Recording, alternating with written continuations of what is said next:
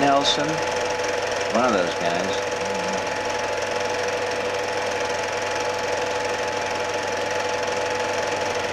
His dad. Oh, slip down to here.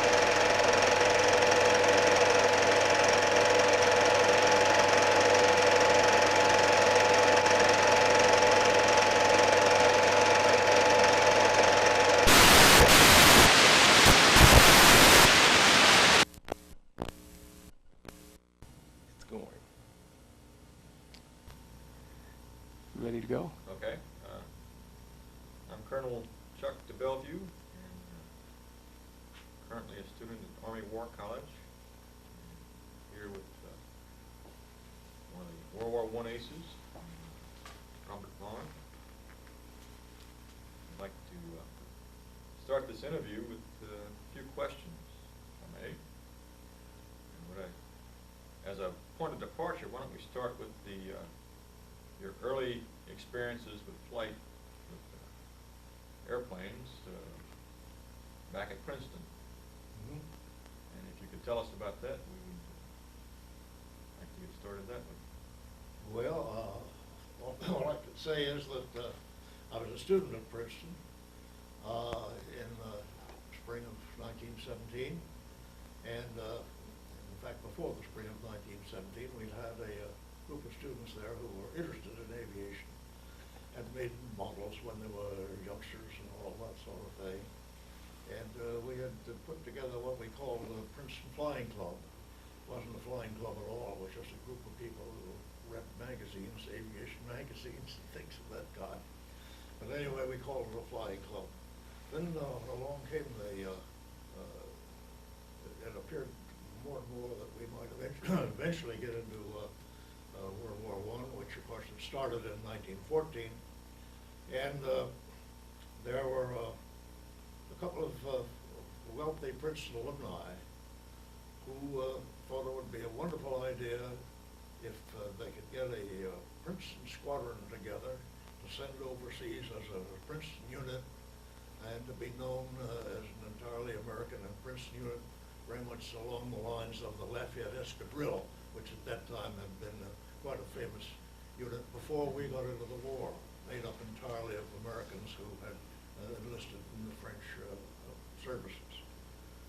So these two wealthy alumni even went so far as to buy us 2 Jenny aircraft, and they rented a field between Princeton and Lawrenceville, and they hired a couple of instructors, flight instructors, and a couple of mechanics, and 25 of us moved out there and started putting these airplanes together. They came boxed in big boxes, and we helped put the wings on and all that sort of thing when we got up there. And we started to learn to fly. We were not enlisted at that point. We had no military connection. It was a purely civilian organization. We were given quite a lot of dual instruction, and finally, one by one, we were allowed to solo. After we'd soloed once, we graduated from the school. These alumni were not anxious to have us flying their airplanes around and break them off. Right. So, one solo constituted graduation from the school, and one by one we all graduated. And then we came the time when these alumni people were interested in actually getting the squadron together. They took us all down to Washington, and they introduced us to General Squire, who at that time was head of the Army Signal Corps. The Air Force, the aviation section of the Signal Corps was then what later became the Air Force of the United States. Right. They said, here we have these young men who have all learned to fly. They want to get into the military service. We'd like to form a Princeton squadron, and we hope you will authorize this and send this squadron overseas, representing Princeton University in the United States and these individuals themselves. Well, General Squire said, it's a very thoughtful thing of you to do, but we have certain regulations in the Army that we have to live by. Number one, to be a pilot in the military forces, you must be a commissioned officer. Number two, to be a commissioned officer, you have to be not only a college graduate, but you have to be 21 years old or more. So these young men, enthusiastic as they may be, will hardly qualify under the regulations we have as military pilots.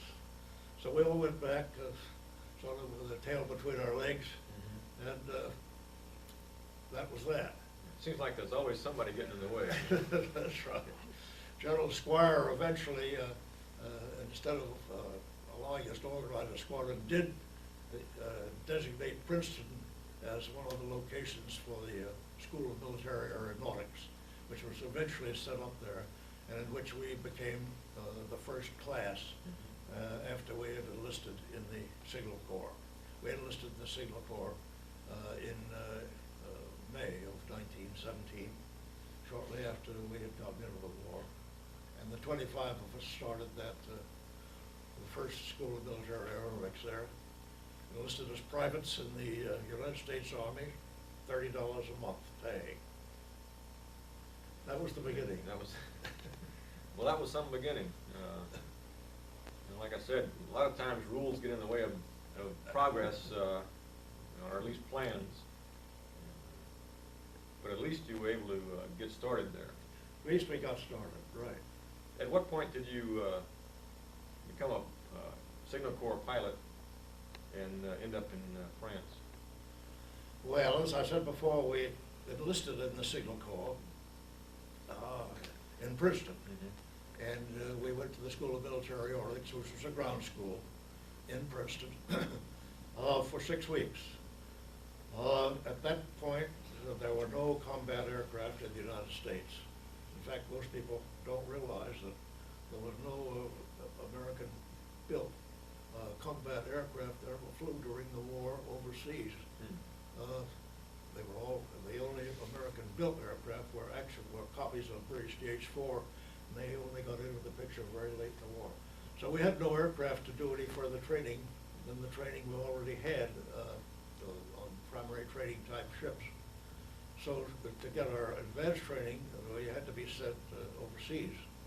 And they said, we can send you to France, or we can send you to Italy, or we can send you to Great Britain for your advanced military training.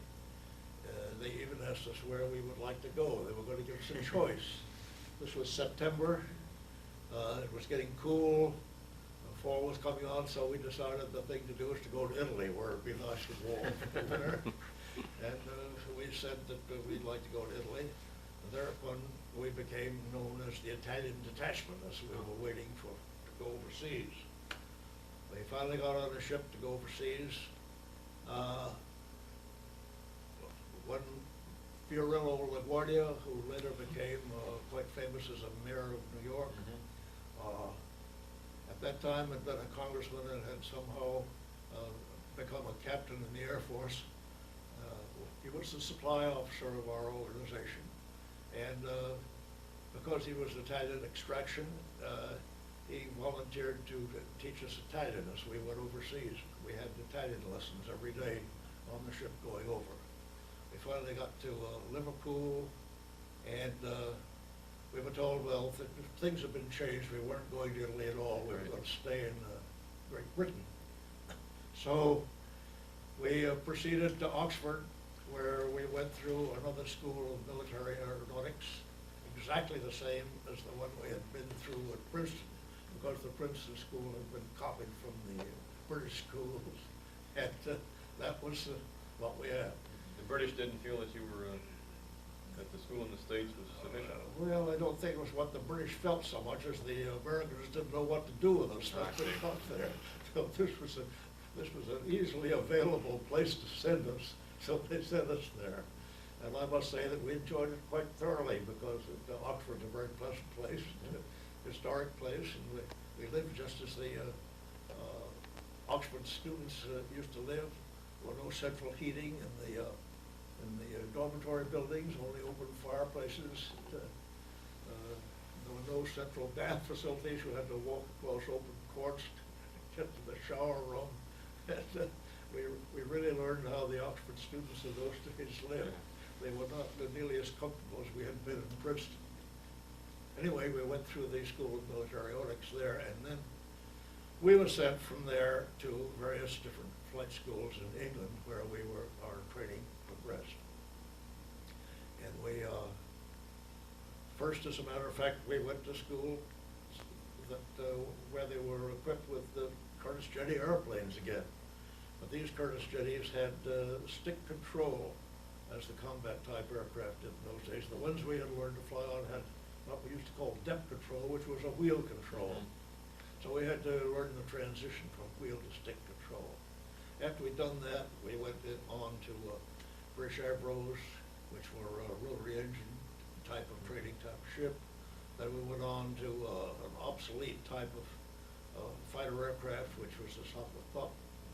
And then finally we went on to the currently the best type of aircraft they had in combat, which was the SE-5A aircraft, and we learned to fly SE-5. I say we learned to fly. In those days, the flying instruction consisted just of teaching it a solo, and that was it. There was no instruction, for instance, in acrobatic maneuvers and that sort of thing. We were told if you want to loop this airplane, what you do is to push the stick forward until you get up to a speed of about 120 miles an hour, then pull the stick back, and you go around the loop, and then shut the engine off at the top. We were told on the ground what to do, and they said down home to do it, which is the way we were taught acrobatics. We were taught spins the same way, how to put the aircraft into a spin, what to do after you got into a spin, now go up and try it. Yeah. And as a matter of fact, we lost several people in training. There were, as most people know, there were a great many more people killed in training in World War I than were ever shot down on the front lines. But anyway, we went through all these things. We finally ended up in Ayr, Scotland, where they had what they call the School of Aerial Combat. And we were taught the very simple things that we had to know, or they thought we had to know before we got into combat, about tactics, that sort of thing. But there were no very complicated things taught us in this regard. The way they taught us was to divide the school up into two parts. The Reds and the Blues. And one would go west and the other would go east, and they would fly and meet each other, and we would get into a simulated combat. And we had some camera guns mounted on top of the aircraft. Very primary ones in those days. They were not very accurate or not very good, but you could see whether you were shooting down an airplane or not. And they kept score that way.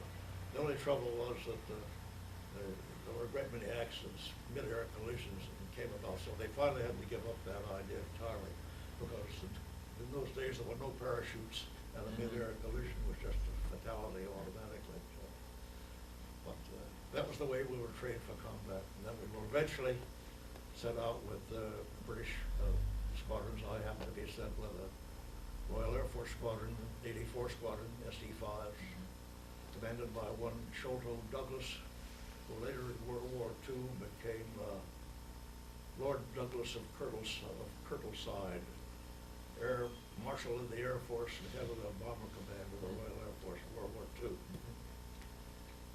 Later, when they got enough Americans out with the various British squadrons, they got all these Americans together and formed two squadrons, fighter squadrons, which were all American personnel, but still attached to a British wing, the 17th and 148th. They were equipped not with SE-5s, but with Sopwith Camels. So we had to change our tactics a little bit when we moved from SE-5s to Sopwith Camels. We had never so flown Sopwith Camels before, and they were quite tricky airplanes to fly. But those two squadrons were with the British for the rest of the war, the 17th, 148th. All Americans in them, and because we were not attached to the American forces, but the British, we were forgotten about as far as rank was concerned, everybody in the squadron was a first lieutenant, from the commanding officer, all the staff, all the pilots. They just forgot we were there entirely. By the time they did catch up with the fact that we deserved some promotions, the armistice was about to be signed, and they canceled all promotions. So we all ended up in the war with the first lieutenants just the way we started. That's quite interesting. When you're talking about the way you trained, I can see lots of similarities between what you went through and what we went through getting ready for Vietnam, where airplanes were too expensive, so we couldn't fly similar to combat in them. The first time that I saw a different type of airplane was really when I was in Hanoi in North Vietnam, and I saw a MiG-21, which was the first time I'd ever seen another airplane in close proximity that we were dogfighting with. I thought that was a little too late, but a lot of OJT, on-the-job training, took place, I'm sure. How about, which airplane do you think was better, the SE-5 or the Southwest Camel? Well, it was a matter of choice. The SE-5 was a much pleasanter aircraft to fly. It was inherently stable. It was easy to fly. It had no nasty tricks like the Camel had. It was faster than the Camel. It could be used at a higher altitude than the Camel. It had a better dive characteristic than the Camel, but it was not as maneuverable as the Camel. So when you actually got into a dogfight, the Camel was the best airplane from the standpoint of maneuverability. The SE-5 was the best airplane from the standpoint of being able to dive faster and catch up with an enemy or get away from an enemy who's on your tail. So they each had their own advantages. With the SE-5, we were able to go over a higher altitude, although it took us a long time to get up there, of course, in those days. We used to get the SE-5s up to 18,000 feet. And that in those days was quite a, of course we had no oxygen either. Right. I just had to go up there and use whatever oxygen there was in the air. The Camels couldn't get that high. The Camels, the highest we got the Camel was about 15,000 feet. Camel was a tricky airplane to fly, but chiefly because it had a very light wing loading. It was very sensitive. It was inherently unstable instead of being inherently stable like the SE-5. And having a rotary engine, there was a certain amount of torque that was noticeable when you tried to make a steep right turn. To make a steep right turn with a Southwest Camel, in order to keep the thing from going into a right-hand spin, you had to keep full left rudder on, to keep the nose from going down. After you learned this, it was all right. Yeah, But, probably only took there you were one lots time. of people killed flying Camels before they learned that. Yeah, some of the lessons of flying are very hard to learn sometimes. Yeah. Kind of hard. Yeah. Well, how did the Allied airplanes, the Camel and the SE-5, compare to the German airplanes?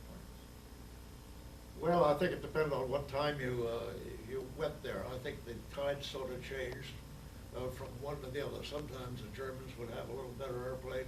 Sometimes the Allies would have a little better airplane. At the time we were there, I think we were pretty well evenly matched. The Germans still had some old Pfalz type fighters, which were sort of cumbersome and not particularly good. And the SE-5 was a much superior airplane to that. On the other hand, then came the Fokker D7, which was easily the equivalent of the SE-5, and in some cases a little better. And then came, after that, the Southwest Snipe, which was a 300 horsepower rotary engine airplane, which had better characteristics in a lot of respects than the Fokker D7. But basically, as I say, the tide changed from time to time. First one would have a little better airplane than But basically, they were pretty evenly matched all the way through, I would say. So a lot depended on the pilot flying the airplanes. They were- A lot depended on how. Yes, a lot trained the depended pilot on was. the pilot, a lot depended on the pilot, no question about that. And that's still true today. Well, how about, I was noticing in some of the things I read about you that you had a balloon kill. Gotten a balloon or a balloon Yes. type? Was Yes. that was probably a little different than shooting down an airplane, wasn't it? That was entirely different. And it looked so easy that it was hard to turn down. Balloon, of course, was a tremendous target, and it was full of hydrogen, which means that not only was it easy to hit, but it was easy to burn. But the only problem was that the balloons were pulled down very fast. As soon as you went after a balloon, it would start to go down. They had on the ground, they had a pulley arrangement on the balloon cable. They tied it to a truck. And when they wanted to pull the balloon down, they drove the truck down the road. And the balloon came down just as fast as the truck could drive, pulling it down. So by the time you actually got close enough to shoot, the balloon was probably under 1,000 feet. When you were under 1,000 feet, you were a cold meat target for the ground fire from the ground.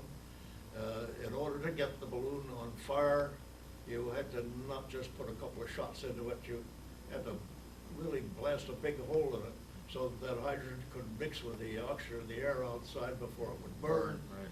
Which meant that you had to fly under 1,000 feet in a perfectly straight line for quite a considerable time, and you would just meet for the ground gunners. So you seldom went after a balloon, you never went after a balloon without getting plenty of shots through your aircraft, one way or another. And it was not as easy as it looked. I did get one balloon, and but that was all. I didn't bother much with balloons. I'm sure that. They weren't that important. They would pull them down as soon as they came there anyway, so. Well, I'm sure also if you got in too close to that balloon when it started to burn, you put your own airplane in jeopardy. Well, this could happen too if you're on top of it, especially. How about, what was your most exciting aerial engagement? Most Exciting? Exciting kill? Well, I guess the most exciting one was a large squadron formation, but the most important one from my standpoint was the first one, because I was flying along with this British squadron, one of the first, during the first weeks of time at the front, and entirely oblivious to anything that was going on around, just flying along in formation. All of a sudden I heard fire from behind me, machine gun fire, and I looked around, there was a great nose of a German fucker shooting at me from the tail. I never had the slightest idea it was even in the sky before that.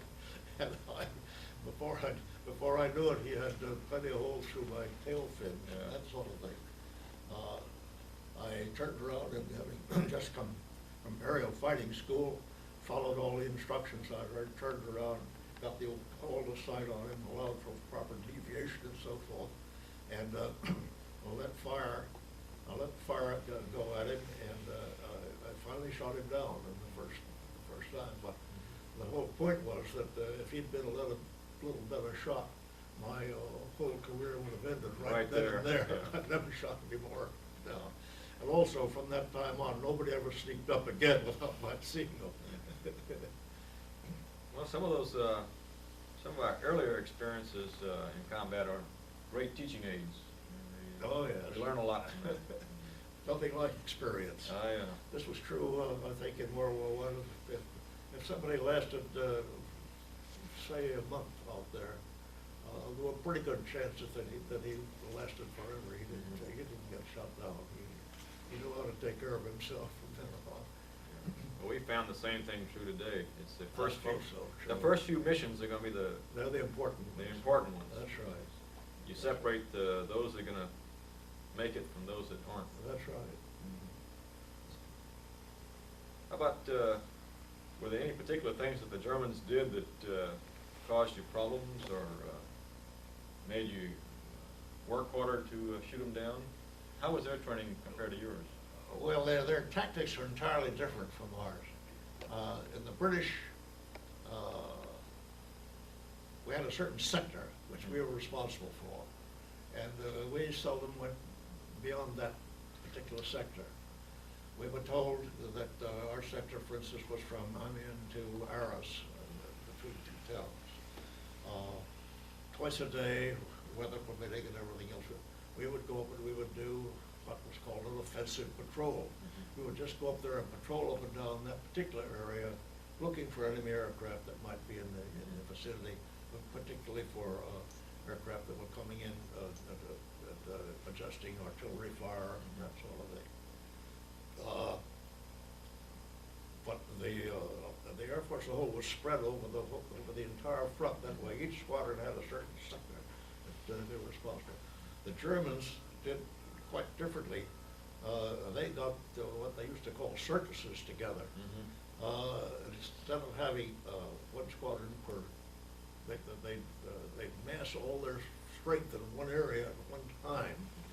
And so when we ran into Germans fighters, we very often were badly outnumbered because our squadron had maybe 15 airplanes flying at once, and the Germans would have 20 or 30. Yeah. And the equivalent thing that we were running into. So it's in that way the tactics were a little tough to handle, but we managed to get along somehow or other. Well, since you were often outnumbered, in a lot of respects, that makes your job a little easier at times, because most of the people that you'll be going against, you don't have to worry about them being friendlies or not. They were mostly enemy. Well, this is true. This is true, yes. But we had the worst so-called dogfights we had. Of course, we were usually pretty badly outnumbered.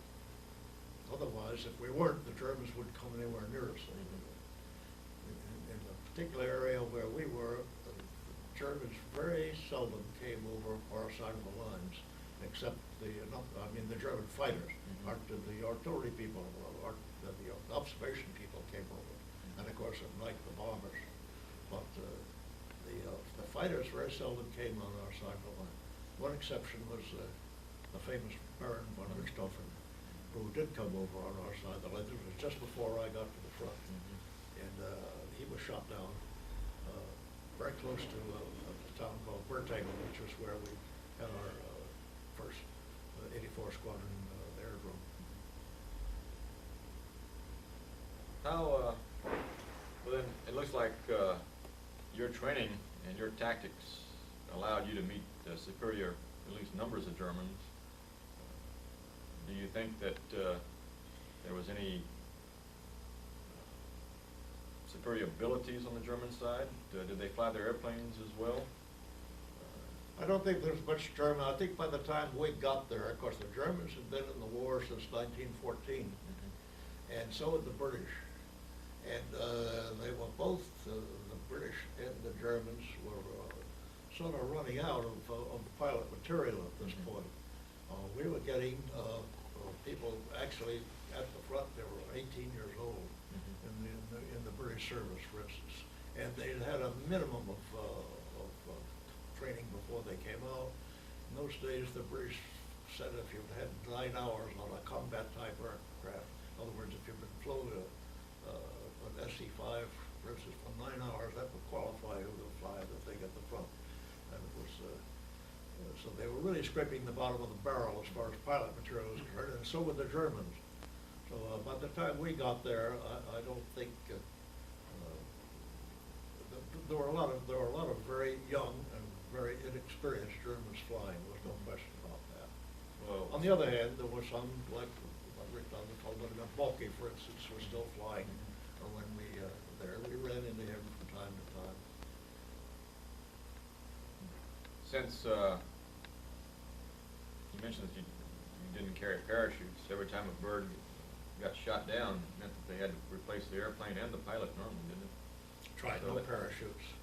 The people in the balloons had parachutes, strangely enough, but those parachutes were tied to the bottom of the balloon and just hanging down below the bottom of the Germans, all they had to do was jump out. And I think the reason we didn't have any parachutes was that at that time, there had been no method developed of packing them so that they could be used Oh, I see. conveniently in an airplane. You couldn't hang one outside of an airplane the way you Sure. hung it outside of a balloon. On the other hand, just before the armistice was signed, I did see one German jump out of an airplane in a parachute. It was a two-seated airplane, and in that case, the parachute was laid down in a long string behind the rear seat of the along the fuselage all the way down to the tail, and the fairing over the top. And they took that fairing off the top, and then the parachute wouldn't come out. But that meant that only one of the two of the airplane pilots.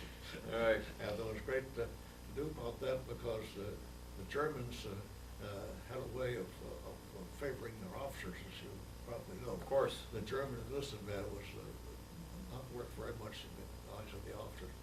And the German observer in the airplane was almost always an officer because he was the fellow who was supposed to have the intelligence to pick up the right thing. The pilot was just a chauffeur who was driving him around. That's a switch. So they gave the officer a parachute in the back seat, the fellow in the front seat didn't have any. So that was an interesting situation. Very, very interesting. Very interesting. What, I'm sure you developed great feelings about the war, and about the United States. What do you think affected you to get into the war? How do you feel about the war? What allowed you to volunteer? Was it getting into it?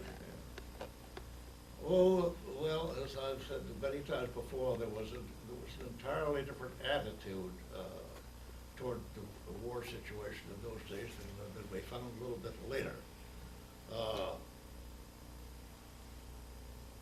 Even before we got into the war, there were lots of Americans who, because they thought this was going to be a war to end all wars, and because they thought the German Kaiser, who at that time was the equivalent of later Hitler, was overdoing things and trying to conquer the world.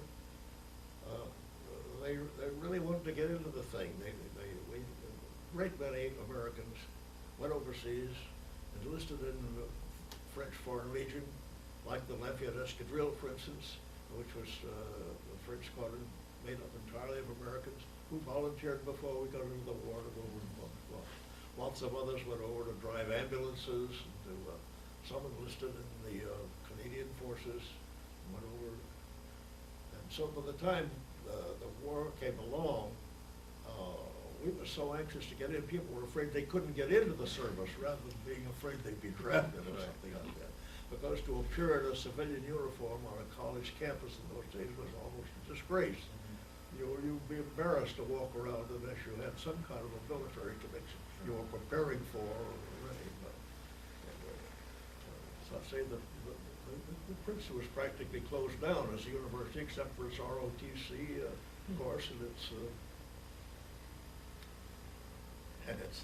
aviation group was there. That School of Military Aeronautics continued all the way through the war, of course. So it was entirely different interest, and you were just joining the crowd. You were involved in all the enthusiasm for this that everybody else was, and you just wouldn't miss it for anything. Well, that was a big change. Certainly was. In the time of Vietnam, there were a few of us that felt like you did, but there were a lot on the college campuses that felt entirely different. Yeah. It wasn't a good time period for the United States. But there were always people willing to do their part for their country. Well, this is the way it was in World War I. But they were even more than willing to do it. They were very anxious to do it. They couldn't wait to get in. That's right. Well, people that are willing to join another country's military in order to have a chance to serve, Yeah, that takes a lot of conviction and commitment. that's right. Things have certainly changed these days. But I think we're on a swing back, or at least it appears to be on a swing back to a strong belief in this country. World War I was, like you said, the war to end all wars. That's We right. found out that it wasn't later on, when Hitler came to power. It's certainly something to be said for having a strong military as a means of keeping the peace. Well, Theodore Roosevelt used to say, speak softly but carry a big stick. And That's right. I think that's a motive that we all subscribe to. I Sometimes I think Always we're not support that. speaking too softly, but we carry a big stick. That's That's right. that's You gotta the have a main big thing. stick. Well, sometimes even if you do speak softly, they don't listen, so you gotta raise your voice every once in a while. That's right. What would you like to leave to the future generations? You know, we all glean some things out of the war that formulates our thoughts and our processes, our thinking for later on. If you had to leave something to the future generations, what would that be? Leave to future generations? Well, I don't know that we did anything that we would help future generations in any way. We did win the war, after all. That's which true. Which was about the best we could do for future generations at that time, I think. And if there was an example there of the fact that military service was of some value and could produce at least some results, even if not permanent results, I think that may have had something to do with setting an example. But as we say, we thought we were in a war to end all wars, and we weren't at all. So I don't know whether we really contributed anything to future generations now. Certainly we did by winning the war, because otherwise the Germans would have been all over Europe. And I don't know whether they would come to the United States or not, but things would have been entirely different. Entirely different. About that, because it was a Hitler type of organization, even though it was run by the Kaiser in those days. It's the same general idea. How long were your combat missions? How long? Yeah, were they very Well, long? we went up for 2 hours at a time. 2 hours? And that didn't mean necessarily we were in combat for 2 No. hours or anything like that. Of course, we were in combat for a matter of minutes, maybe even seconds. But it took, to get up to 18,000 feet, for instance, took quite a long just to get up there. We used to fly from Princeton out toward the Atlantic Ocean, and we'd go sometimes push the button to test our guns over the Atlantic Ocean, then fly back again.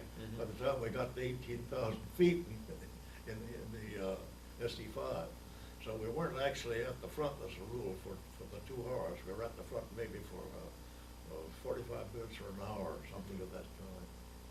That's still a long period of time. It's still a long period of I know time it. compared to what they are now. Oh, yes. yeah. We would spend 20, maybe at the most 25 or 30 minutes.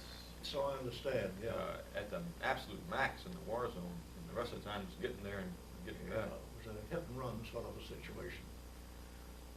But we very often had two scraps in one flight, in one patrol. I think there's some of the combat things that, some of the combat reports that indicate that. For instance, you'd see a combat report that says so-and-so shot down an LBG, which was an observation type of airplane, at 10 o'clock in the morning, and maybe at 10:30 he shot down another one down another observation type. But the observation airplanes were going by themselves. They were two-seater jobs. They probably weren't as maneuverable as the fighters were. They were probably not as fast and. No. They weren't as maneuverable. On the other hand, they had a rear gunner, which was. Yeah, that could provide a lot of excitement for you. Yeah. I noticed your painting there. Could you, I wonder if we can get that in the picture. Let's see if we can bring it up.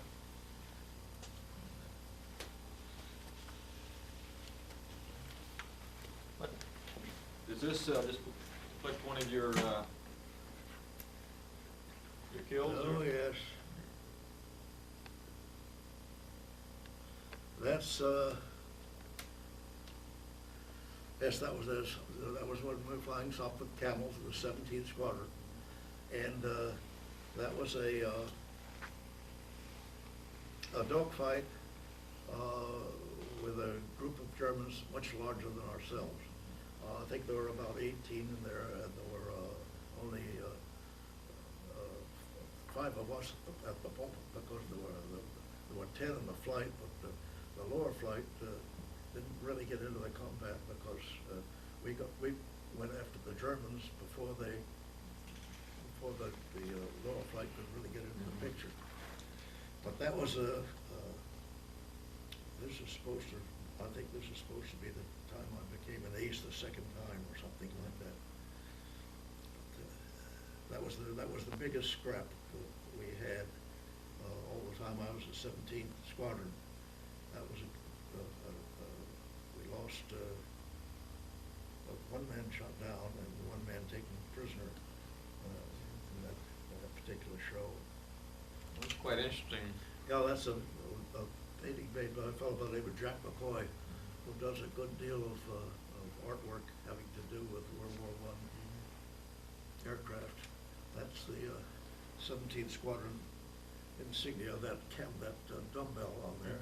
The actual 17th Squadron insignia was a white snow owl, but we never used the white snow owl. I always thought it was because nobody could paint a white snow owl. So they put a dumbbell down there instead. Well, did that signify anything, the dumbbell? Beg pardon? Did the dumbbell signify I anything? hope not. I don't know. Maybe somebody thought it did. You mentioned in this fight that you became a double ace at this time. Did becoming an ace have a meaning for you early on in the war?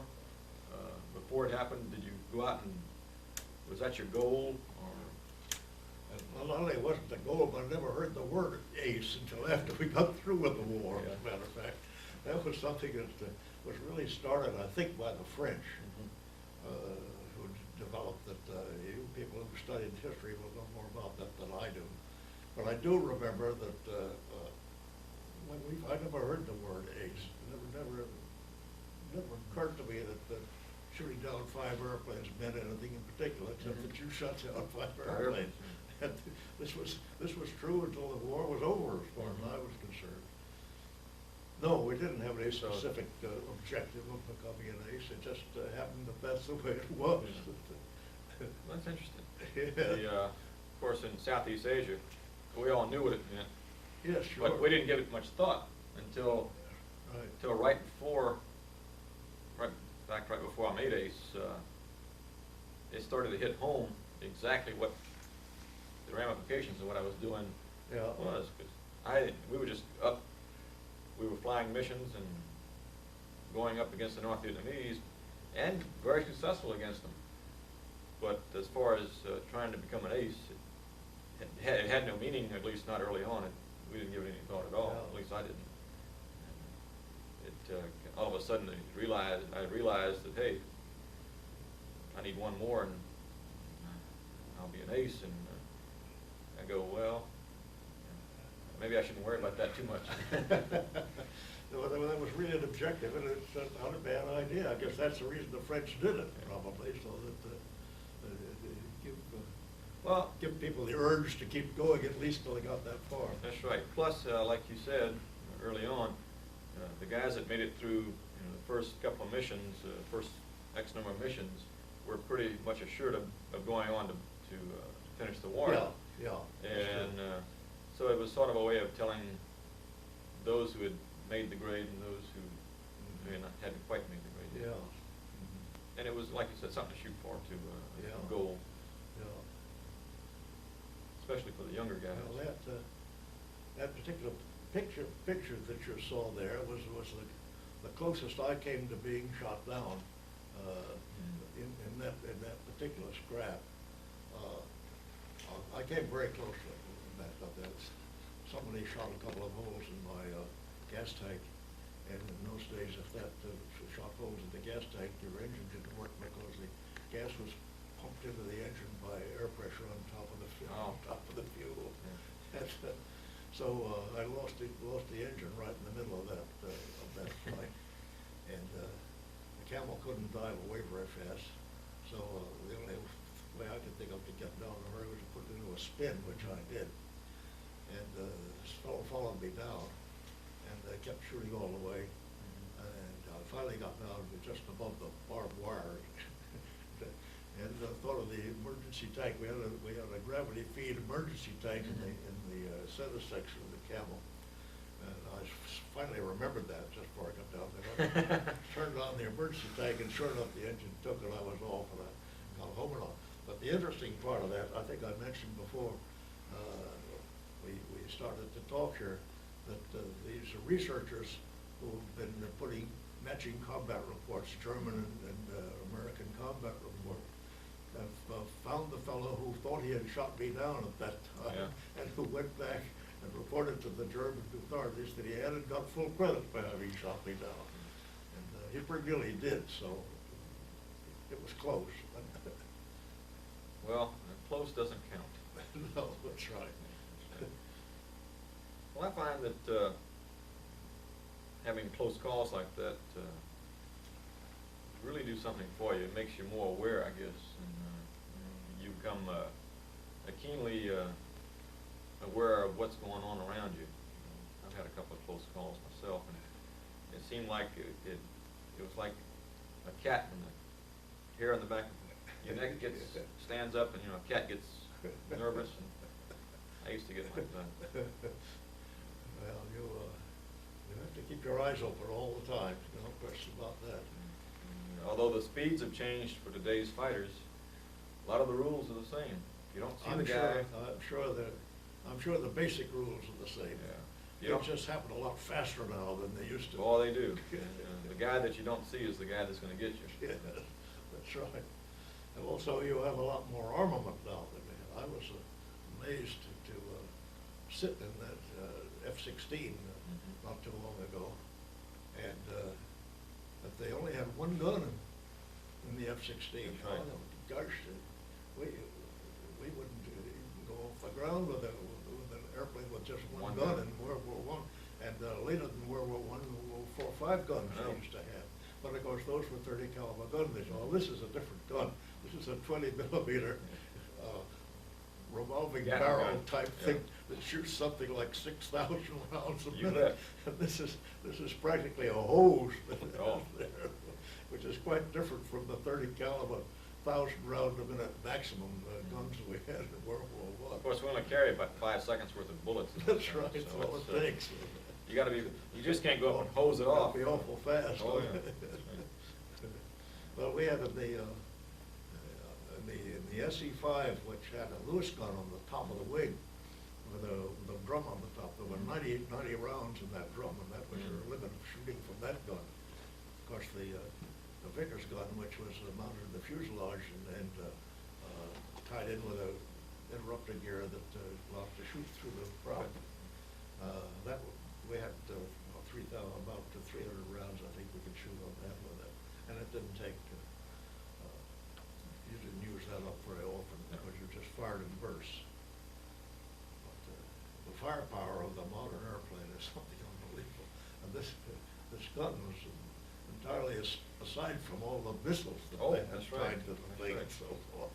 The gun is when you get in close, but the missiles are for before you get in close. That's the one you really start with. That's right.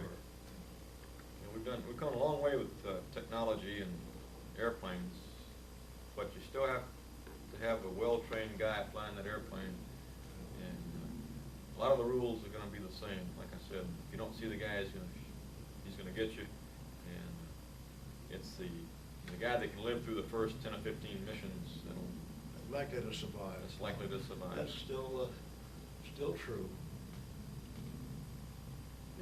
I guess, as I say, you don't know the rules these days. I don't know how you survive anything these days with all the missiles that are flying around. Well, I was going to mention that things have changed a little bit in that respect. It's not just the other airplanes that are trying to shoot you down, but it's all the missiles and the anti-aircraft artillery fire, and you have to be on the lookout constantly. At least you don't At least you don't get any small holes in the airplane these days. No, they're all big. If you get hit, Yeah, I they're all guess you've big. had it at this time. Well, one of the nice things about American airplanes, at least my experiences with the F-4, is that it's a heavy-duty airplane. Yeah. And it's well built and can take a lot of punishment and still go home. Sometimes it took too much punishment, but my experiences have been it would take a lot of damage and still at least get you out of the immediate target area. Yeah. So we had a lot of confidence in our airplanes. Not a lot of confidence in the enemy's ability to fly his. But of course, the next war that will probably change again. Well, of course, the war airplanes were far from rugged. Mhm. It didn't take very much to shoot a wing off or to shoot a tail off or anything of that kind. In fact, they used to consider the airplane a washout if there was a bullet through one of the longerons in the fuselage. The fuselage, of course, had wood, framework, wood longeron. And if one of those longerons was pierced by a bullet, they took the thing out of service because that meant the whole fuselage might collapse with hard maneuvers or something like that. Yeah, that would ruin your whole day, just right there. Yeah, sure. I had two airplanes when I was flying washed out for that reason, just because there were no super longerons. And one of them tried to shoot down a balloon, as I mentioned before. that was a bad thing to try. Yeah, I remember coming out of North Vietnam once. We'd come out low across out into Haiphong Harbor sometimes, or into the water in the Gulf there, and there'd be these junks. And every once in a while, there were North Vietnamese ships. Some of the guys that had the newer F-4s that had guns on them would strafe the ships coming out. And a couple of days later, the ships started putting guns on the ships, and they started shooting back. And you know, that's not the smartest thing in the world to do. You know. So we quit doing that, or at least my group did. You know, you mentioned the fact that some of the combat reports you had showed that guys had gotten multiple kills. Mm-hmm. We had a few cases where we got multiple engagements and multiple kills. It didn't happen too often. The enemy didn't like to fly that much, or didn't fly that much against us, which made it hard to shoot him down. The fact that you were going at 600 miles an hour or whatever it was had a great deal to do with the fact that it didn't stay around very long with any. Well, the longest fight that was out of sight before you realized he was there practically. Well, the longest fight I had was 1.5 minutes, and that was a hard turning fight when we met at about 600 miles an hour each of the airplanes, like this, and from the time we saw him to the time we destroyed, there were two of them, and we got both of them. The time we got both of them was 1.5 minutes, but it was a tremendously hard turning fight. Sure. And once we got back into the fight, it was didn't take us long to get the job done.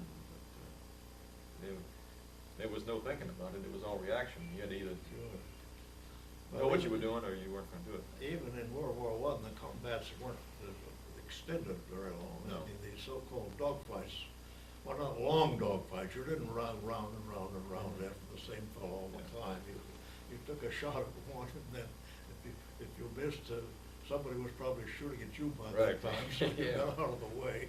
You picked it off, and it was all over in a matter of very few minutes. There were no long drawn-out so-called dogfights. Well, we couldn't have long dogfights. No, you couldn't do that. The airplanes burned so much fuel that you'd run out of gas shortly if you forgot about your fuel situation. You could maybe win the dogfight and lose the battle. Well, we had 2 hours worth of gas, as I said before, so we could stay along as far as that's concerned. But, you just couldn't stay in a dogfight Oh, no. very long. Like I said, a lot of the rules are the same these days. Oh, I think they're the speeds are different, the munitions are different. Principle is all the same. Get the other fellow before he gets you. Ah, That's the yes, same thing. But, it's I've seen some of the movies from World War I made about the war, and it seemed like being a pilot in some of those airplanes that they flew, like the Southwood Camel and the SC-5. It's a very glamorous career to have. How did you feel about that? Was it? You mean by glamorous, though, the pictures you see with the white silk scarf flying Yeah. out behind? I never wore a white silk scarf. I think this was strictly for the movies. Yeah. Or the recruiting posters. I wore a heavy wool scarf because it was pretty cold Yeah. when you got to 18,000 feet. Oh, I don't, yeah. No, even in the middle of the summer, we wore heavy wool scarves and flying boots, complete flying regalia, because we were in an open cockpit after all. And you not only had rarefied air, but you had very cold air up there. You didn't want to stay there very long. It took a definitely. Yeah, the white scarf business was a little bit overdone, I think, maybe by the Snoopy cartoons. Yeah. I think that had something to do with it, probably. That and the recruiters, probably. Yeah. Well, is there anything that you'd like to add to today's talk? Well, I have nothing that I can think of to add, except that I have a great admiration for you fellows who have flown in combat since World War I. It all sounds so complicated. It's hard for me to even realize that you could get anything so technically complicated and still fly an airplane. Well, that you have. It's an entirely different experience, I'm sure of that. well, the airplanes are vastly more complicated, that's true. But along with the technology increases in the airplane, we've gotten the technology increases in the people that we have flying, and a lot of the rules are the same. The art of combat, it's changed in a lot of ways, but in some respects the same rules apply. And it's the guy that understands those rules the best that win. No. And it still boils down to how well you fly your airplane against how well he flies his. Sure. And it's how well you use your technology. Mm-hmm. If you can get the best of the other guy, if he makes his mistake first, Right. and it's just how well you do that. Right. And it's always nice to look back at history and notice that guys did it way back when in open cockpit wooden airplanes and With no communication. With no That's another communications, thing that we yeah. lacked. We had, the only communication we had was hand signals for that. and sometimes that's the best way to do it too. Well, I guess you can still do that, as a matter of fact. Yeah. Yes, You gotta be real close. With a Yeah. wingman or That's something right. like that. But I remember when I was at Udon in northern Thailand with Triple Nickel Squadron, and we were flying into Hanoi every day. A movie came on at the base theater called Von Richthofen and Brown, Oh, yeah. and that was required viewing for all the guys in the outfit that were flying against the North Vietnamese. And I must have seen that show about 4 days in a row. So we had some definite incentive there. Sure. That incentive, I think, was provided by all those that have gone before us, guys like yourself that saw fit to serve this country and do things that not many people wanted to do. It took a brave soul, I think, back in those days, to fly an airplane made out of wood that if you got shot down, it's almost certainly you're going to die in it. And today's airplanes, we all have ejection seats and things like that, but with the increase in the threat, the missiles and other airplanes, you're still flying in harm's way, just as you did. We're just carrying on a tradition that you started. Well, it's all, things grow up, wars grow up, everybody. Oh, yeah, that's right. Our whole lives are quite different than they were in World War I. True. Not only in a military way. That's true. Sir, I'd like to thank you for this interview. It's been a pleasure on my part to be able to talk to you. And Well, it's been a great pleasure for me. I sure to talk to you. And, but as I say, I've had a great admiration for the people that just fly these airplanes, let alone the people who front with them. Well, I'm sure that there'll be generations in the future that'll be certainly willing to carry on what we have done over the last 50 or 60 years. I would suspect so. I would suspect so. I certainly would hope so. Well, that really, That was super.